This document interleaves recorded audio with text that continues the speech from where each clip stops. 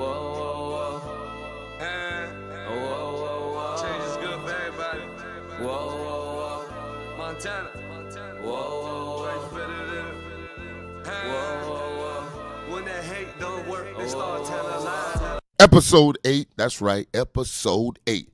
It's the dog days of summer, that's right, 99 on the mic, checking the mic, doing what you like. And right now, it's the dog day of summer, and I'm finna go on the training camp report. That's right, the big fella went and checked out the Tampa Bay Buccaneers up there in the old hometown of Tampa Bay. I went by, they had a beautiful, brand new, big indoor facility that they've just broken ground on, and I was up there for Legends Day.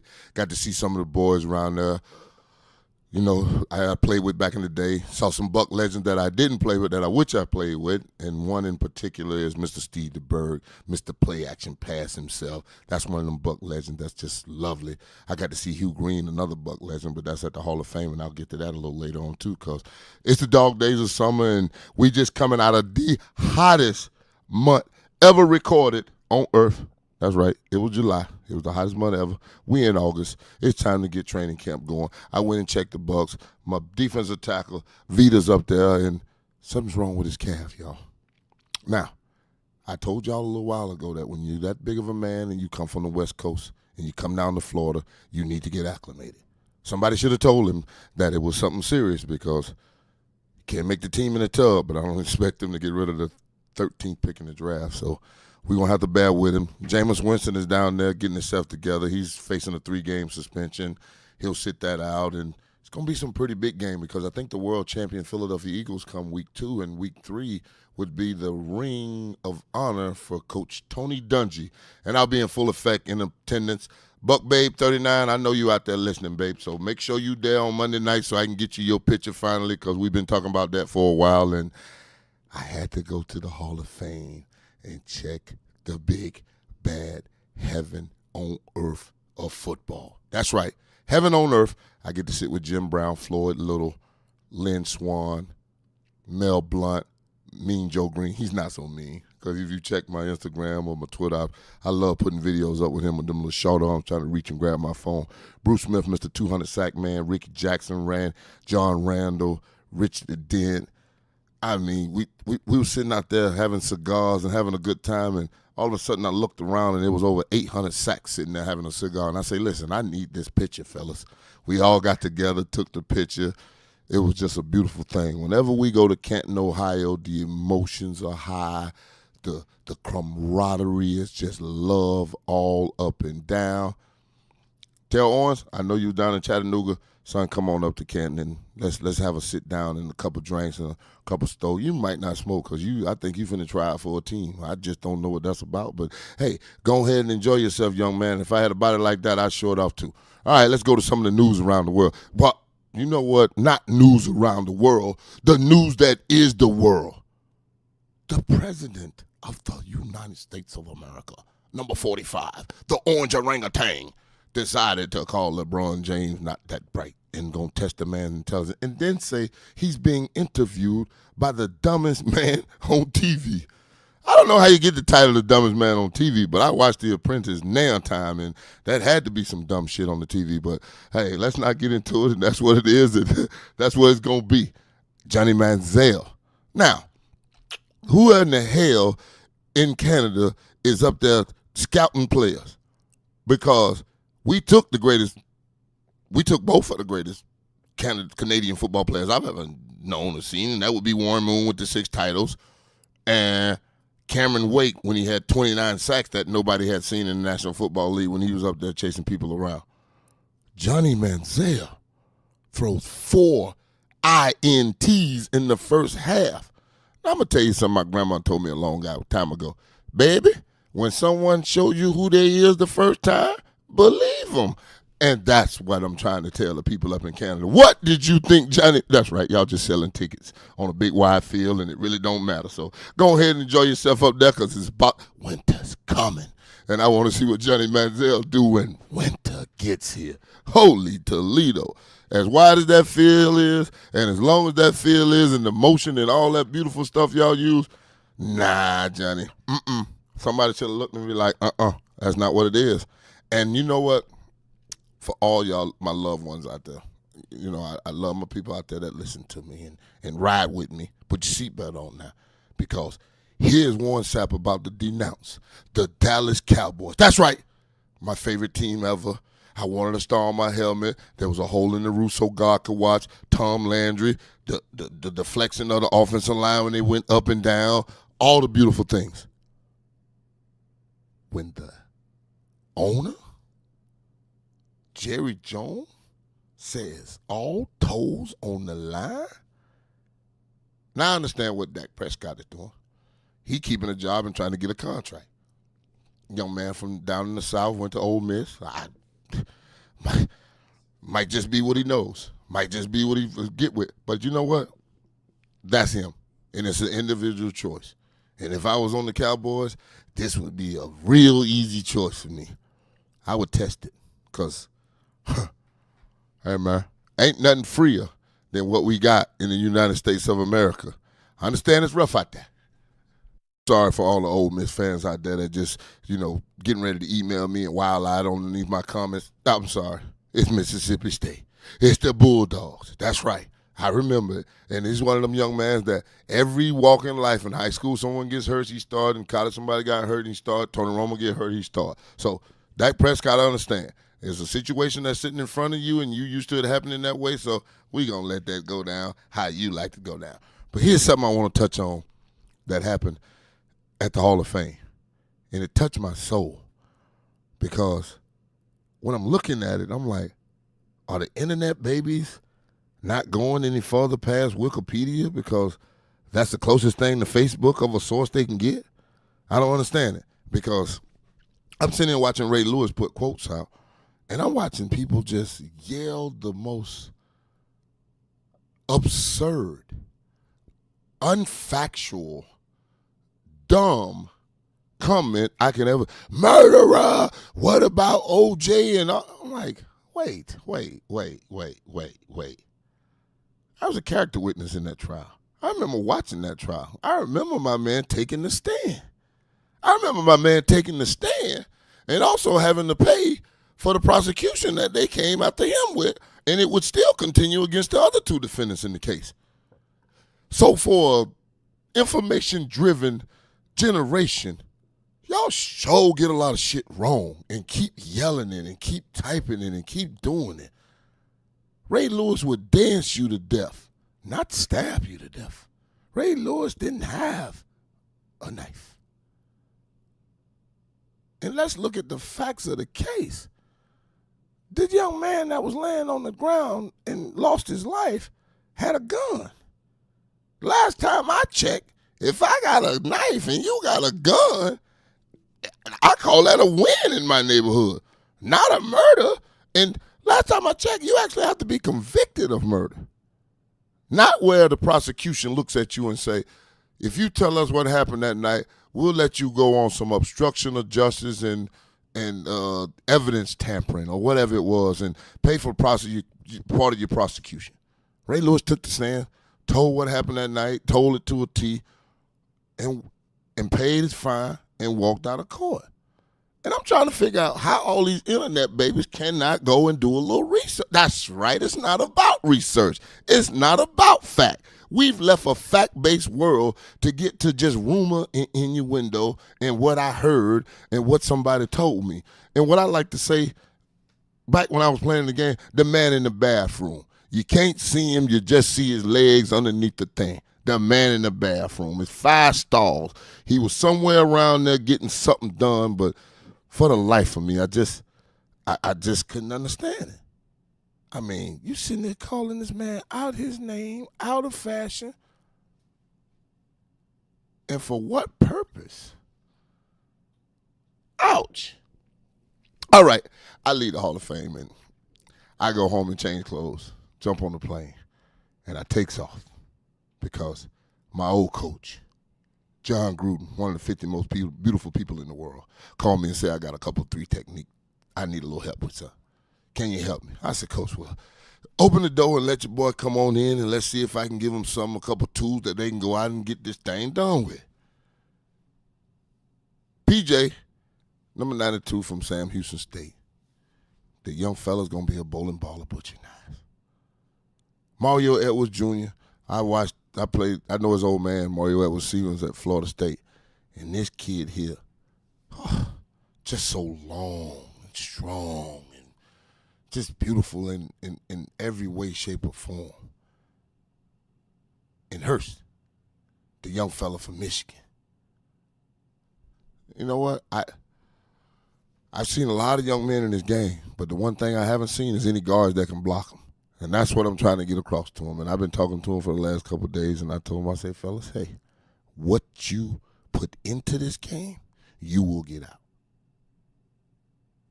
Don't have no illusion about it. The game of football is the beautiful game because it's a kid's game that 5 friends from across the street can get with 5 friends, and we can line this thing up, and we can play until the sun go down. That's what me and my homeboys used to do. We didn't have 11 on 11. There wasn't that many people in my little town to play with.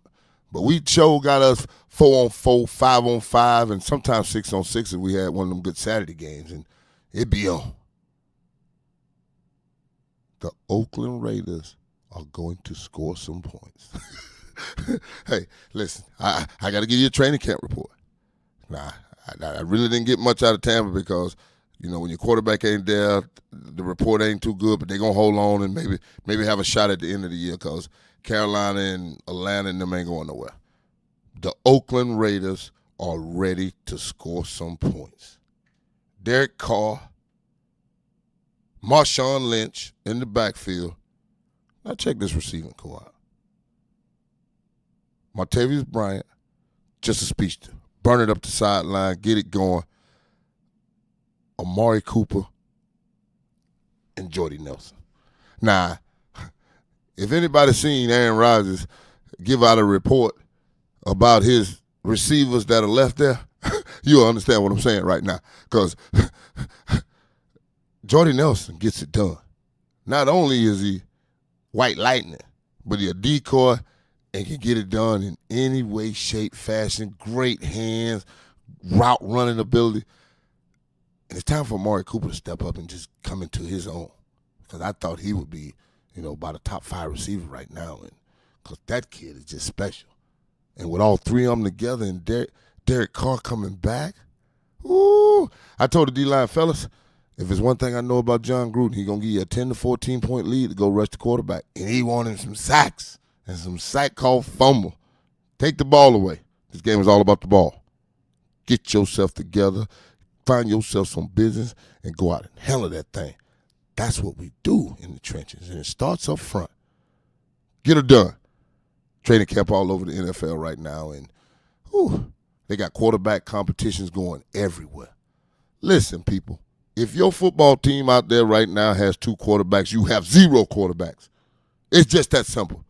There's certain rules about the game that will be the game until the game is no longer here. You can't have 2 quarterbacks.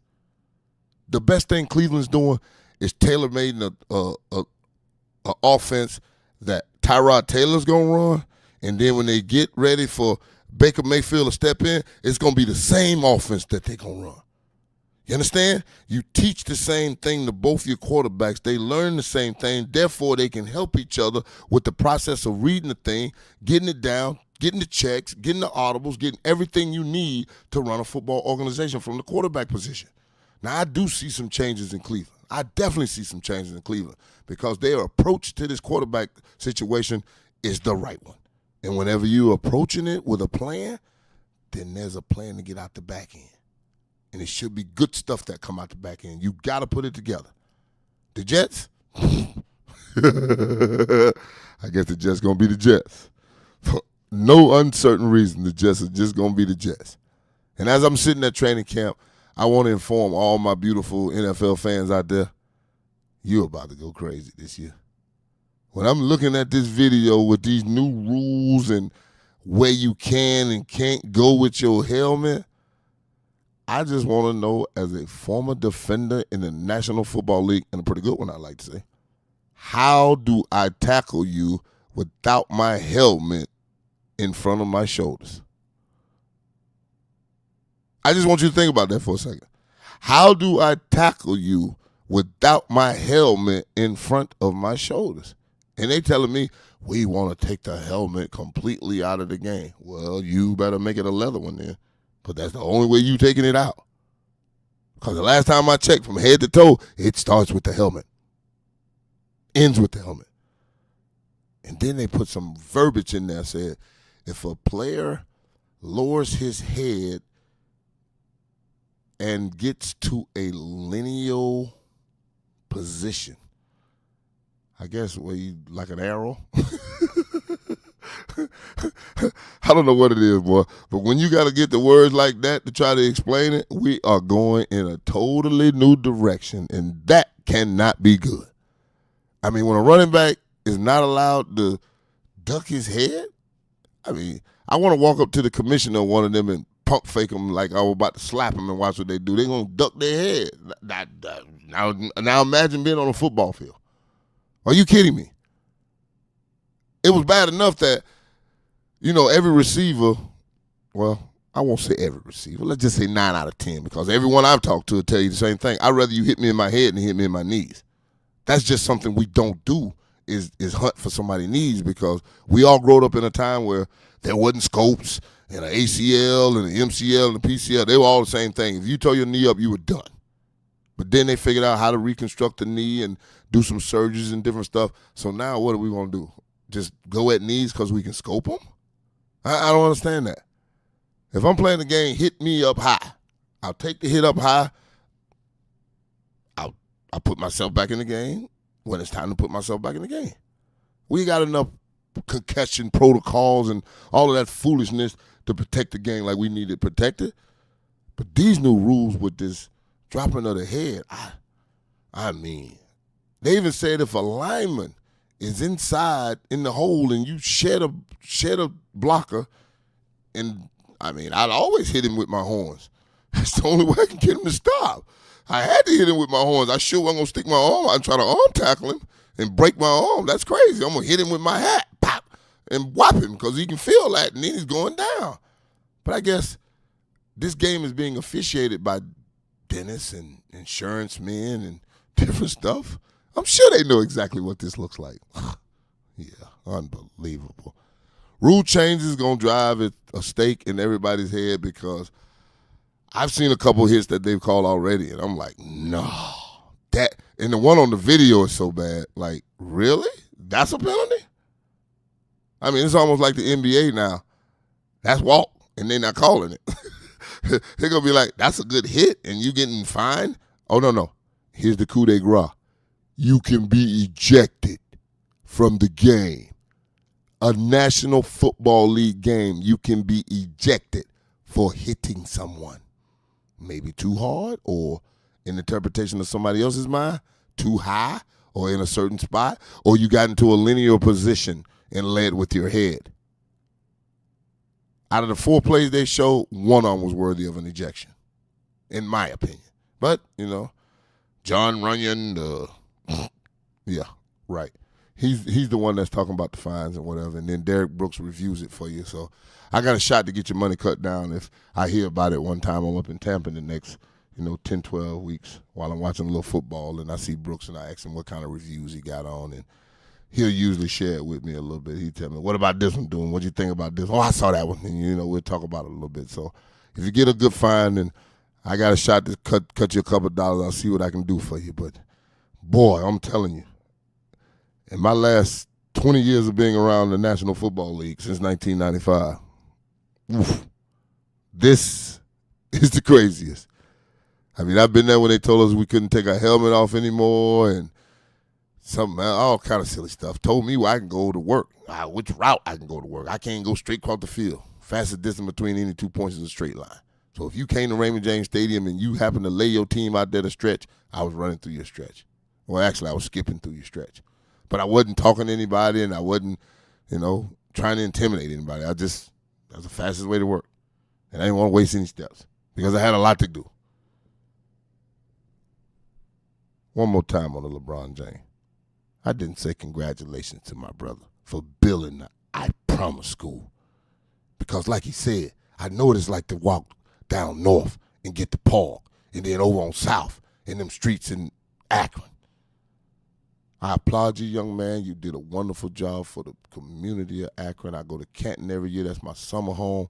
I'm going to swing by and see if I can donate a little something. Cause I know you got plenty of money. You got plenty of stuff for the kids. But, hey, every little bit helps, baby. So I'm going to see what I can get over there and get a little something doing. LeBron James going on. Because, hey, Orange Orangutan, leave LeBron alone, man. Good God almighty. You better be looking out for your son because it look like he done stuck his foot in something. Uh-oh. We normally don't do politics on Route 99, but I told you put your seatbelt on because the dog days of summer is going down, baby. Route 99. When that hate don't work, they start telling us. Route 99. That's right. I told you it was the dog days of summer, so I had to take me a fishing trip. I went out fad fishing in Costa Rica. And if you know what fad means, that's fish aggregating device. And this fish aggregating device, as I learned, costs about $10,000 to go even start, just to get all the stuff wrapped up. So what I'm going to do for all my fishing friends that come and listen to Route 99, I got Stephen Wentz that's coming on, and he's going to explain fad fishing down to a science because I'm not that good, and that's not my thing, is explaining the fishing and the lures because he works with Tackle Direct and knows some of the most influential people in the world. He's out now at the International Billfish Tournament out in Kona, Hawaii right now defending a title. So I'm going to bring him on here when he gets back from Hawaii, and I'm explaining to y'all what fad fishing is because when you go fishing for 2.5 days like we did and you raise 47 blue marlins, get 43 bites, and you release 27 of them, that's 9 a day.